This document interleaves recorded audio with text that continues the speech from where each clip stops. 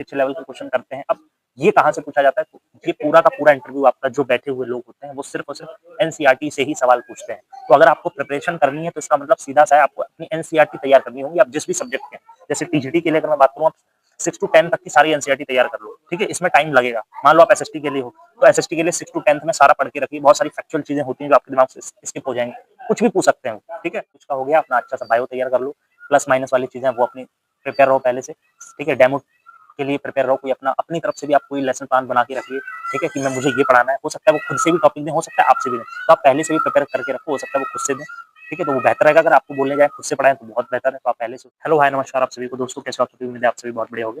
तो आज का ये जो वीडियो आप सभी ने थंबनेल और टाइटल देख के समझ गए हो कि आज हम जो ये छोटा सा वीडियो इसमें हम बात करेंगे कि आप सभी को पता है हमारी केवीएस एनवीएस की जो आंसर की है वो हमारी 13 मई को आ चुकी है, ठीक है? ऑफिशियल आंसर की आ चुकी है, बट अब आगे का प्रोसेस क्या है, ठीक है? उसको लेके बहुत सारे आपके मन में सवाल होंगे, तो उन पर हम बात करेंगे। सबसे पहले जितनी चीजें उन सब पर चर्चा करेंगे, ठीक है? सबसे पहला जो डाउट आपके मन में होगा वो ये होगा कि आखिर इसका रिजल्ट कब तक आएगा टीयर 2 का। उसके बाद सबसे बड़ा सवाल इंटरव्यू का, ठीक है? इंटरव्यू को लेके क्या कि किसको इंटरव्यू की प्रिपरेशन करनी चाहिए, ठीक है? किसको नहीं करनी चाहिए। करनी चाहिए तो इंटरव्यू की प्रिपरेशन हमें कैसे करना है, क्या हम किसी बैच में एनरोल हो जाए, कहीं ऑफलाइन करें, ठीक है? और किसको नहीं करनी चाहिए, ठीक? तो इसके बाद फिर प्रोसेस क्या है? क्या टीयर 2 के बाद भी एक रिजल्ट मतलब कट ऑफ आती है? तो डेफिनिटली आपको पता है टीयर 2 का जो अभी कट ऑफ लगेगी वो इंटरव्यू के लिए होगी। इंटरव्यू के बाद एक फाइनल मेरिट लगती है, उसमें जब आपका लिस्ट में नाम होगा तो समझिए आपका फाइनल मतलब कि सिलेक्शन केवीएस एनवीएस में हो गया है, जिस भी पर्टिकुलर पोस्ट के लिए आपने अप्लाई किया है, ठीक है? तो इतना तो आपको पता होगा। तो इन सारी चीजों पर हम बात करेंगे, ठीक है? और मैं अपना थोड़ा सा इंट्रोडक्शन आपको दे देता हूँ। माई सेल्फ गौरव, और मैं करंटली अभी टीजीटी हिंदी के पद पर जो सैनिक स्कूल झांसी वहाँ पे वर्किंग हूँ, ठीक है? 2000 मतलब कि मुझे लगभग 2 साल के आसपास, 1.5 साल के आसपास हो चुका है सैनिक स्कूल में काम करते हुए, ठीक है? मैंने अपनी बीएड जो थी वो एनसीईआरटी अजमेर से 2023 बैच से 2025 बैच पास आउट हूँ मैं, ठीक है? 2023 से 25 वाला जो बैच था, ठीक है? ये छोटा सा मेरा इंट्रो था। तो आपको पता ही है कि मेरा ये जो चैनल, जो लोग नए हैं उनको मैं बता दूं कि ये पूरा का पूरा जो ये छोटा सा मेरा चैनल है, ये हमारा जितने भी हमारे आरआई या बीएड से रिलेटेड जितने एग्जाम होते हैं, टीचर एजुकेशन से रिलेटेड जितनी जानकारी होती है वो, प्लस टीचिंग के एग्जाम जितने टेट सीटेट और सेंट्रल स्टेट लेवल की जो भी टीचिंग एग्जाम्स होते हैं उसको कवर करता है। तो जो भी लोग नए हैं उनसे रिक्वेस्ट है कि चैनल को अगर आप सब्सक्राइब करेंगे तो आपको ऐसी और अपडेट्स मिलती रहेगी, ठीक है? तो जो लोग नए हैं वो जरूर चैनल से जुड़े ताकि ऐसी ऑथेंटिक अपडेट आप तक पहुंचते रहे, ठीक है? तो इस बार का जो एग्जाम है इसमें मैं खुद भी अपीयर हुआ हूँ, मेंस मेरा भी क्वालिफाई हुआ है, मेंस में देके आया हूँ, ठीक है? तो अब एज अ एस्पिरेंट आपके लिए क्या एक बेस्ट ऑप्शन होगा उस पर हम बात करेंगे, ठीक है? तो देखिए सबसे पहली बात है कि आखिर आंसर की कब तक आएगी। देखिए एक शॉर्ट्स वीडियो के थ्रू एक वीडियो के थ्रू मैंने आपको अपडेट किया था कि हमारी जो मतलब एक सोर्स है, कह सकते हैं कि खुद के मेरे एक रिलेटिव है, वो भी केवीएस में वर्किंग है, ठीक है? तो उनको सामने से थोड़ा सा अपडेट मैंने अपने लेवल पता किया है। कुछ लोगों ने आरटीआई भी डाला है, ठीक है? तो ज्यादा सुनने में ये आ रहा है कि कभी भी अगर आप नॉर्मली देखोगे तो आंसर की आने के 1 महीने के बाद आपका रिजल्ट आ जाता है। 1 महीने के अंदर अंदर मैक्स टू मैक्स रिजल्ट आ जाता है। तो अभी के जो सूत्र हैं उनसे ये पता चल रहा है, जो भी मैंने अपने लेवल पे पता किया है, कि 10 से 15 जून तक से पहले-पहले 15 जून से पहले-पहले आपका रिजल्ट आ जाएगा, ठीक है? क्योंकि 13 को आया है तो 13 जून आप कह सकते हो। 15 जून से पहले-पहले 99.99% आपका रिजल्ट आ जाना चाहिए, क्योंकि आपसे ज़्यादा जल्दी उनको है। वो सोच रहे हैं जून में अगर रिजल्ट देंगे तो जल्दी से इंटरव्यू वगैरह करवा के इसी सेशन से ज्वाइनिंग दें, ठीक है? तो उनकी भी कोशिश है जितना जल्दी उतना जल्दी करवा लें। तो दोस्तों ये मैंने आपको रिजल्ट का एक्सपेक्टेड आइडिया बता दिया है, ठीक है? कि मोस्ट प्रोबेबली आपका 15 जून से पहले-पहले रिजल्ट आ जाएगा, क्योंकि केवीएस में आपको पता है 60 मार्क्स का ऑब्जेक्टिव था जो कि एमसीक्यू थे और वो जल्दी चेक हो जाते हैं, ठीक है? टाइम लगता है। 40 मार्क्स का जो ऑब्जेक्टिव था, सॉरी जो हमारा सब्जेक्टिव पार्ट था, बट सब्जेक्टिव में भी आपको पता है यहाँ पे कि सब्जेक्टिव भी बहुत ज्यादा डिस्क्रिप्टिव नहीं था, ठीक है? वन लाइनर ही था, तो उसको चेक करने में उतना समय नहीं लगेगा, लेकिन टाइम लगता है। थोड़ा अच्छे से देखना होता है क्योंकि रिक्रूटमेंट के लिए हो रहा है ये, ठीक है? ऐसा नहीं सीबीएसई की शीट है फटाफट कर दिया और 90 ऐसे ही आ गए, है ना? तो थोड़ा सा अच्छे से चेक होता है, रिक्रूटमेंट का पेपर है, ठीक है? और इन्हीं लोगों को दिया गया जो केवीएस एनवीएस के टीचर्स हैं, इन्हीं लोगों को ड्यूटी दी गई है इसको चेक करने के लिए। तो थोड़ा सा अच्छे से चेक करेंगे, थोड़ा टाइम लगता है। तो 15 जून तक आ जाना चाहिए, लेकिन 1% ये भी चांस है कि अगर थोड़ा सा और डिले हुआ, क्योंकि सब्जेक्टिव पार्ट भी है, थोड़ा समय और लेते हैं, तो आप मान के चलिए तो भी जून के एंड तक तो आपका रिजल्ट मुझे लगता है 100% आ। तो अब क्या रह जाते हैं यहाँ पे इंटरव्यू के लिए किसको प्रिपेयर करना चाहिए, ठीक है? और कैसे करना चाहिए, सबसे इंपॉर्टेंट बात जो कि यही है इस वीडियो की। तो देखिए सबसे पहले अगर मैं इंटरव्यू की बात करूँ तो दोस्तों मुझे लगता है जनरल कैटेगरी के अंदर अगर आपके मार्क्स 60 के आसपास भी हैं, ठीक है? किसी के 55 भी हैं, ठीक है? तो 60 के आसपास चाहे पीआरटी हो, टीजीटी हो, पीजीटी हो, अगर आपके 60 के आसपास मार्क्स बन रहे हैं प्लस माइनस 3-4 मार्क्स, तो आप अपने इंटरव्यू की प्रिपरेशन में अभी से लग जाइए, क्योंकि बहुत ज्यादा टाइम आपको नहीं मिलेगा, ठीक है? कैटेगरी अगर आपकी ओबीसी ओबीसी या ईडब्ल्यूएस है तो आप 55 मार्क्स के आसपास इंटरव्यू की तैयारी कर सकते हैं, ठीक है। और 50 मार्क्स के आसपास 45 से 50 के बीच में एससी एसटी कैटेगरी है तो भी आप तैयारी कर सकते हो, प्लस माइनस 3-4 मार्क्स रखिए, ठीक है। इस रेंज में अगर आप हो तो आप इंटरव्यू की तैयारी करना शुरू कर सकते हो सकता है कट ऑफ इससे थोड़ी सी ऊपर भी चली जाए, बट एक तरीके से आप मेंटली प्रिपेयर रहो इंटरव्यू के लिए ताकि आपको बाद में प्रॉब्लम का सामना ना करना पड़े, ठीक है। अब यहाँ पे हम ये बात कर लेते हैं, अगर मान लेते हैं इससे कम गई, ठीक है, किसी बेसिस पे अगर आपका नहीं हो पाता है तो कोई दिक्कत नहीं, आप इंटरव्यू के लिए प्रिपेयर रहोगे, लेकिन अगर हो जाएगा तो और बेटर है, ठीक है। तो इसलिए आपको प्रिपेयर रहना है। इस रेंज में अगर आपके मार्क्स है तो आप तैयारी करिए, और अगर इस रेंज से आपके मार्क्स कम है तो भी इंटरव्यू की तैयारी करने में कोई घाटा नहीं है, ठीक है। अब यहाँ पे हम बात कर लेते हैं कि चलिए ठीक है, हमें प्रिपरेशन कैसे करनी है, क्या हमें किसी कोचिंग से तैयारी करनी है। तो देखो, आपको किसी कोचिंग की कोई जरूरत नहीं है, कोई भी कोचिंग आपको, मुझे नहीं लगता बहुत ज्यादा वैल्यूएबल है, क्योंकि अगर मैं बात करूं पहले क्या होता था, केवीएस के लिए अलग, केवीएस एनवीएस की अलग रिक्रूटमेंट होता था, ठीक है। इस साल पहली बार ये हो रहा है, पहली बार एक नया पैटर्न है कि पहली बार कंबाइंड वैकेंसी दोनों आई है, ठीक है, नया पैटर्न है। अब यहाँ पे मैं आपको बता दूं थोड़ा सा इंटरव्यू को लेकर कि मैं किस बेसिस पे इंटरव्यू की बात कर रहा हूँ। मेरे खुद के एक नोन में भैया हैं जो कि अभी तमिलनाडु में तिरुवनंतपुरम में पोस्टिंग है उनकी, ठीक है। उनका मैंने पूरा इंटरव्यू लिया था, जिसका वीडियो मैं आपको अ, ऊपर ही पिन कर दूंगा, ठीक है, वहाँ पे आप चेक कर सकते हो, उसका लिंक डिस्क्रिप्शन में दे दूंगा, उसको जाके आप जरूर देखें। उसमें मैंने, चलिए अब हम इंटरव्यू की बात अगर कर रहे हैं कि कैसे हमें प्रिपेयर करना है, तो सबसे पहली बात तो देखिए ये है कि जो आपका ये केवीएस एनवीएस का जो पैनल होता है, अगर मैं पैनल की बात करूँ तो मैंने उनका एक इंटरव्यू लिया था, उन भैया का जिनकी मैं बात कर रहा था, वो वीडियो आप चेक करें तो थोड़ा और बेहतर प्रिपरेशन के लिए टिप्स मिलेंगी उस वीडियो के बेसिस पे, ठीक है। और जो मैंने टॉपर्स के इंटरव्यू वगैरह कुछ और देखे उनके बेसिस पे जो एनालिसिस किया है, रिसर्च किया, उसके बेसिस पे मैं आपको कुछ चीजें, कुछ टिप्स बता रहा हूँ, जो अगर आप फॉलो करते हैं तो आपको कोई अलग से तैयारी की जरूरत नहीं है, ठीक है। इंटरव्यू एक तरीके से आपकी पर्सनैलिटी का टेस्ट होता है, ठीक है, आपके व्यक्तित्व को देखा जाता है, लेकिन हमें ये भी ध्यान रखना है कि हम किस चीज़ का इंटरव्यू देने जा रहे हैं, ठीक है। आपको पता है यूपीएससी के अंदर भी इंटरव्यू होता है, बट वहाँ पे सिविल सर्विसेज का इंटरव्यू जो होगा उसमें उस चीज़ को चेक किया जाता है कि आप एक अच्छे सिविल सर्वेंट बन पाओगे या नहीं।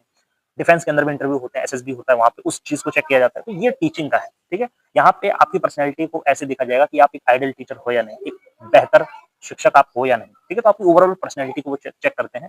और मैं सबसे पहले बता दूं, जो ये पैनल होते हैं वो कोई छोटे मोटे नहीं, बहुत अ, अच्छे खासे, मतलब अपनी अपनी फील्ड में आप देखोगे, अपनी अपनी फील्ड के विद्वान कह सकते हैं लोग, ठीक है। 5 या 6 लोगों का एक पैनल होता है जिसमें आपके सब्जेक्ट से रिलेटेड भी लोग बैठे होते हैं, साइकोलॉजिस्ट भी बैठा होता है, ठीक है।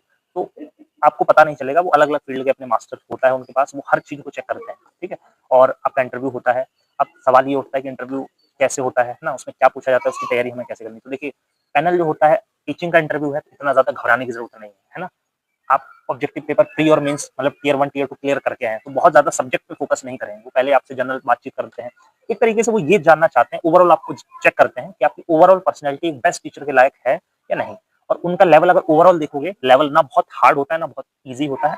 ईजी डिपेंड आप पे करता है, ईजी टू मॉडरेट आप ओवरऑल कहोगे, उसके अंदर आपका कोई रिटर्न वगैरह वहाँ नहीं होता है, सिर्फ आपका क्या होता है, इंटरव्यू और डेमो टीचिंग दोनों होते हैं। डेमो टीचिंग भी वो करवा सकते हैं, वहाँ पर एक बोर्ड होता है, डस्टर वगैरह सब कुछ रखा होता है, पैनल है, वो आपसे कोई भी टॉपिक जो होगा वो पढ़वा भी सकता है। बट पहले आप जनरली बैठोगे, आपसे जनरली वो इंट्रोडक्शन लेंगे, बातचीत करेंगे, आपकी हॉबीज पूछेंगे, ठीक है, प्लस माइनस आपके क्या है, वो सारी बातें, एक जनरल टॉक होगा जिससे आपको एक जनरल आइडिया आपके बारे में हो जाए, ठीक है। उसके बाद वो धीरे धीरे आपका पढ़ाने का स्टाइल देखते हैं, डेमो टीचिंग कराएंगे, आप कैसे पढ़ा रहे हो, हर चीज को चेक किया जाता है। आपका आई कॉन्टेक्ट कैसा है, आपकी वॉइस कैसी है, आप, ठीक है, आप में कॉन्फिडेंस कितना है, आप में सब्जेक्ट नॉलेज कैसी है, आप कैसे समझा रहे हो टॉपिक को, ठीक है, और लेसन प्लान के अकॉर्डिंग पढ़ा रहे हो या नहीं पढ़ा रहे हो। फिर सब्जेक्ट पे अगर बात कर लें, और साइकोलॉजिस्ट भी उसमें बैठा होता है, वो आपकी ओवरऑल पर्सनैलिटी को जज कर रहा होता है कि आप कितने बेहतर तरीके से अपने कंटेंट को डिलीवर कर रहे हो, ठीक है, आपके हाथ तो नहीं पकड़ पा रहे हैं, ठीक है, क्योंकि अगर आप स्टेज पे खड़े होकर नहीं बोल पा रहे हो तो बच्चों को कैसे डील करोगे ना, तो वो हर चीज देखते हैं। और सब्जेक्ट स्पेसिफिक भी लोग होते हैं जो सब्जेक्ट से रिलेटेड भी बहुत अच्छे अच्छे लेवल के क्वेश्चन करते हैं। अब ये कहाँ से पूछा जाता है, तो ये पूरा का पूरा इंटरव्यू आपका, जो बैठे हुए लोग होते हैं वो सिर्फ और सिर्फ एनसीईआरटी से ही सवाल पूछते हैं। तो अगर आपको प्रिपरेशन करनी है तो इसका मतलब सीधा सा है, आपको अपनी एनसीईआरटी तैयार करनी होगी, आप जिस भी सब्जेक्ट के, जैसे टीजीटी के लिए अगर मैं बात करूँ, आप 6 टू 10 तक की सारी एनसीईआरटी तैयार कर लो, ठीक है। इसमें टाइम लगेगा। मान लो आप एसएसटी के लिए हो, तो एसएसटी के लिए 6 टू 10 में सारा पढ़ के रखिए, बहुत सारी फैक्चुअल चीजें होती हैं जो आपके दिमाग से स्किप हो जाएंगी, कुछ भी पूछ सकते हैं, ठीक है। आपको पता है फ्रेंच रेवोल्यूशन स्टार्ट हुआ, फिर वो यूरोप में पूरे में सब फैल गया था, है ना। यूरोप के अंदर नेशनलिज्म कैसे राइज हुआ, तो बहुत सारा कुछ है, वर्ल्ड हिस्ट्री है, सिविक्स है, ज्योग्राफी, आपको पता है एसएसटी काफी वास्ट सब्जेक्ट है, साइंस है, मैथ्स, सारा का सारा जो कंटेंट होता है वो सिर्फ एनसीईआरटी से ही बेस्ड पूछेंगे। 99.99% चीजें सब एनसीईआरटी से होती हैं। तो एनसीईआरटी अपनी तैयार कर लो, चाहे आप किसी भी सब्जेक्ट के हो, Hindi, English, math, science, SST, कोई भी सब्जेक्ट है, ठीक है। टीआरटी के लिए हो तो आप 1 to 5 की बुक्स तैयार कर लो, जो अभी नई वाली एनसीईआरटी है उनको भी आप देख के जाओ, क्योंकि हो सकता है उनसे भी सवाल किया जाए। तो TRT 1 to 5, TGT 6 to 10, PGT 11-12, NCERT, old NCERT पर ज्यादा फोकस करो, जो अभी नई आई है उनको थोड़ा ओवरव्यू कर लो, बट उनसे भी चांस है कि पूछा जा सकता है, बट उतना नहीं पूछेंगे क्योंकि अभी तक पुरानी वाली ही चल रही थी, ठीक है। तो उनको पूरा तैयार कर लो, ठीक है। और अगर आप देखो एक थोड़ा-सा मतलब कह सकते हैं कि अपना एक जैसे मान लीजिए आपको पता है बाकी सब्जेक्ट के लिए कुछ लोगों का ये सवाल होगा जैसे लैंग्वेज है, मीडियम का भी कुछ लोग पूछते हैं कि हिंदी में होगा या इंग्लिश में। अब जैसे हिंदी है तो वो तो हिंदी में ही, जो आपका लैंग्वेज है वो तो उसी सब्जेक्ट में आप बात करोगे। संस्कृत वाले से आपको पता है नॉर्मल बाइलिंगुअल रहेगा, हिंदी वाले के लिए भी कोई दिक्कत नहीं। इंग्लिश वाला तो इंग्लिश में ही करेगा। अब जैसे सोशल है, साइंस है, मैथ्स है, तो यहाँ पे कुछ लोगों का सवाल होता है कि क्या सिर्फ इंग्लिश में ही बात की जाती है? तो ऐसा बिल्कुल नहीं है, ठीक है? जितने भी केवीएस, एनवीएस के स्कूल्स हैं, हालाँकि इंग्लिश मीडियम ही प्रेफ़र किया जाता है, बट थोड़ा-सा आप प्रिपेयर होके जाएँ कि इंग्लिश में भी आप बात करें, ठीक है? उनको ऐसा ना लगे कि आपको बिल्कुल इंग्लिश नहीं आती, ठीक है? हिंदी और इंग्लिश इंटरव्यू जो है वो बाइलिंगुअल ही चलता है, ठीक है? बहुत सारी चीज़ अगर वो इंग्लिश में आपसे क्वेश्चन करें तो आप इंग्लिश में आंसर करें, हिंदी में पूछे तो आप हिंदी में करें, ठीक है? बट मेंटली आप दोनों भाषाओं में अपने आंसर्स को प्रिपेयर रहें मेंटली कुल मिला के, ठीक है? ताकि आपको वहाँ पे जाके दिक्कत ना हो, ठीक है? तो ये वाली चीज़ हो गई लैंग्वेज का मैंने बता दिया, अपना थोड़ा देख लें, अपना एक बढ़िया-सा इंट्रोडक्शन पूरा अच्छे से इंग्लिश और हिंदी में तैयार करके रखें, ठीक है? और जो-जो आप हॉबीज़ बोलने वाले हैं, उन पे भी ध्यान रखें, उन हॉबीज़ से क्वेश्चन कैसे भी पूछा जा सकता है, ठीक है? तो अगर कोई ऐसी हॉबीज़ हैं, ठीक है? या कई बार पूछा जाता है आपकी स्ट्रेंथ क्या है, वीकनेस क्या है, तो कोई ऐसी वीकनेस मत बता दो जिसपे कोई सवाल किया जाए तो आपके पास कोई आंसर ही ना हो। थोड़ा-सा आपको अपना जो इंट्रोडक्शन है वो ऐसा रखना है कि पहले से आप प्रिपेयर रहो कि आपके बायो से वो जो भी क्वेश्चन पूछें, उसका एक आंसर आपके पास तैयार हो, ठीक है? कोई ऐसी वीकनेस आपकी है वो आप बताओ ही मत वहाँ, ठीक है? जैसे अगर आप बोल दो मुझे छोटी-छोटी बातों पे गुस्सा आ जाता है, तो वो बोल सकते हैं क्लास में अगर आपको कोई बच्चा बार-बार परेशान कर रहा है, बार-बार आप बोल रहे हो चुप हो जाओ, बच्चे शांत नहीं हो रहे हैं, शांत नहीं हो रहे हैं, अब क्या करेंगे? क्या आप उन पे हाथ चलाएँगे? ठीक है? तो थोड़ा-सा आप कर सकते हो ऐसा, है ना? कि आपको छोटी बात पे गुस्सा आ जाता है, तो थोड़ा-सा मतलब हमें इस तरीके से अपना जो इंट्रोडक्शन है रखना है कि हम एक बेहतर टीचर के अकॉर्डिंग वो फिट हो जाए वो चीज़ें, है ना? ताकि कोई ऐसी चीज़ ना हो जिसको वो पकड़ जाए। ये हमें बोलते हैं कि ये बड़े लेवल के जो इंटरव्यू हैं, सिविल सर्विसेज़ वगैरह हुए, उनमें भी ये लोग प्रॉपर सप्लाई करते हैं, ठीक है? तो अपना एक लैंग्वेज का हो गया, अपना अच्छा-सा बायो तैयार कर लो, प्लस माइनस वाली चीज़ें वो अपनी प्रिपेयर रहो पहले से, ठीक है? डेमो के लिए प्रिपेयर रहो, कोई अपनी तरफ से भी आप कोई लेसन प्लान बना के रखिए, ठीक है? कि मैं मुझे ये पढ़ाना है, हो सकता है वो खुद से भी टॉपिक दें, हो सकता है आपसे भी दें, तो आप पहले से भी प्रिपेयर करके रखो, हो सकता है वो खुद से दें, ठीक है? तो वो बेहतर रहेगा अगर आपको बोलने जाएँ, खुद से पढ़ाएँ तो बहुत बेहतर है, तो आप पहले से उसके लिए भी तैयार रहें, ठीक है? चौथा पॉइंट कि आपको अपना सब्जेक्ट तैयार करके जाना है, सब्जेक्ट के लिए कुछ नहीं, सिर्फ एनसीईआरटी आप पढ़िए, सीईआरटी के लिए 1 to 5, टीईटी 6 to 10, पीजीटी 11-12, ठीक है? ये सब्जेक्ट अपना स्ट्रॉन्ग रखिए और लास्ट बट नॉट लीस्ट वो पॉइंट ये है कि आपको अभी से बिल्कुल फ्री माइंड मतलब कि आप ये कह सकते हो कि आपको जो भी चीज़ें आपने लाइफ में सीखी हैं, पढ़ी हैं, जानी हैं, उसको लाइए और बिल्कुल कॉन्फिडेंस के साथ इंटरव्यू में जाना है, बैठना है, ठीक है? और एक पॉजिटिव होके आप बेस्ट अपना देके आइए। आपको पता है इंटरव्यू के अंदर अभी जितनी भी आपकी वैकेंसी है उसके 3 गुना कैंडिडेट्स बुलाए जाएँगे, ठीक है? तो जो अभी रिजल्ट आएगा टियर 2 का उसमें 3 गुना कैंडिडेट्स को बुलाया जाएगा, फिर आपका इंटरव्यू होगा, इंटरव्यू के बाद फिर एक और फाइनल मेरिट लगेगी, उसमें से फिर लोग फ़िल्टर्ड होके मतलब हट के फिर फाइनल लिस्ट एक आएगी कि इतने बच्चे फाइनली सिलेक्ट हुए, ठीक है? तो एक बेहतर कॉन्फिडेंस के साथ जाना है कि भाई टीचिंग जैसा ही इंटरव्यू है, कोई बहुत बड़ी चीज़ नहीं है, ठीक है? और आपका माइंडसेट बिल्कुल ऐसा होना चाहिए कि एक बेस्ट टीचर को अपने माइंड में रख के जाएँ कि एक बेहतर शिक्षक जो होगा उसका आंसर क्या हो सकता है, बेस्ट आंसर क्या हो सकता है, ठीक है? कुछ चीज़ें हमें थोड़ी-सी प्रैक्टिकल से हट के भी बोलनी पड़ती हैं, है ना? तो वो उस चीज़ का हमें ध्यान रखना है, ज़्यादा हमें प्रैक्टिकल नहीं हो जाना है, ठीक है? थोड़ा-सा हमें स्मार्ट गेम खेलना होता है इंटरव्यू में, आपको भी ये चीज़ें पता हैं, तो बस काफ़ी है इतना और कोई अलग से आपको बैच या इधर-उधर भटकने की ज़रूरत नहीं है, ठीक है? केवीएस एंड मीन्स के लिए मैंने बता दी, ईएमआरएस में आपको पता ही है, ईएमआरएस में सीधा टियर 2 का रिजल्ट आएगा, डीवी होगी, डीवी आप करवाइए, डीवी के बाद फाइनल मेरिट लगेगी, ठीक है? उम्मीद है आपको वीडियो हेल्पफुल लगा हो, वीडियो अच्छा लगा तो लाइक ज़रूर करें, ठीक है? ताकि और ऐसी बेहतर वीडियोज़ आप तक पहुँचती रहें, टेलीग्राम का लिंक भी होगा उसको जॉइन कर लो, सारी अपडेट वहाँ मिलती रहती है। वीडियो को लाइक, शेयर एंड चैनल को सब्सक्राइब करें, मिलेंगे नेक्स्ट वीडियो में, कोई और क्वेश्चन रह गया कमेंट ज़रूर करें, ठीक है? अपनी राय ज़रूर बताएँ, मिलेंगे नेक्स्ट वीडियो तक, जय हिंद। और मैं आशा करता हूँ कि आप में से जितने भी हमारे व्यूअर्स हैं, सभी का सिलेक्शन हो जाए, ठीक है? बहुत-बहुत धन्यवाद।